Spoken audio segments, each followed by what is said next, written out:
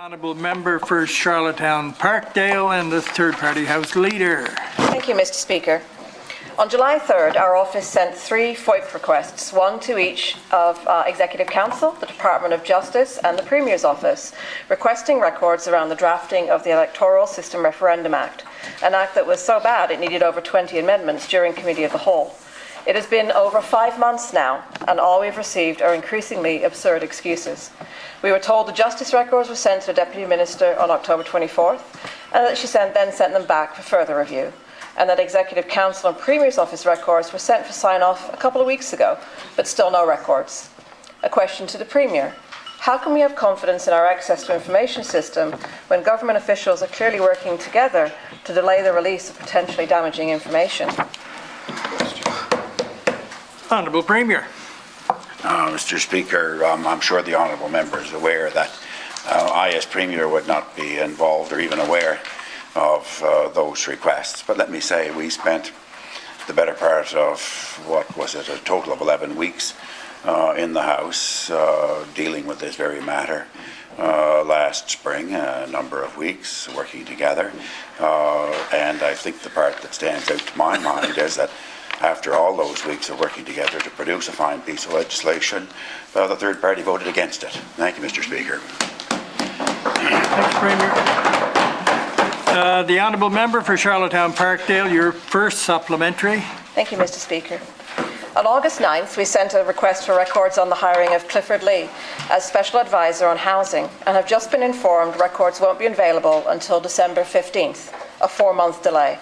Again, to the Premier, why do FOIP requests take so long when they are on politically sensitive issues? Honourable Premier.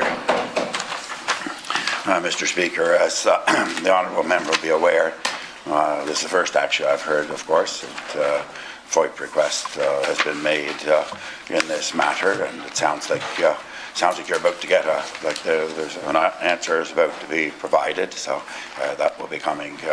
That'll be coming imminently by the sounds of things. Thank you, Mr. Speaker. Thank you, Premier. The Honourable Member, Charlottetown Parkdale, your second supplementary. We've recently asked the Commissioner to review a redaction from a FOIP request for budget information on the Maybe You Should Come Home campaign. We cannot understand how a budget figure could be advice to officials. Again, to the Premier, can you explain to me how a budget line, literally information indicating tax dollars spent and who received it, could be considered advice to government? Honourable Premier.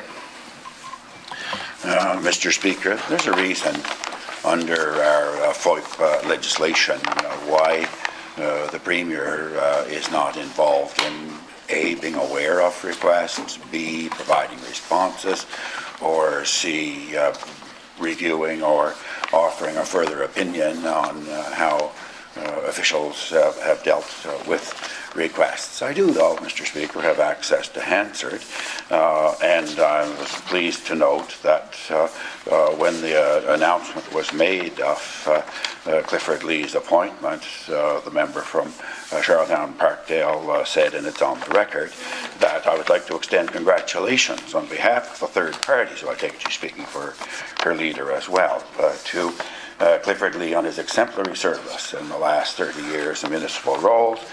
Particularly like to recognise the work Charlottetown has done, being a leader in activities, etc.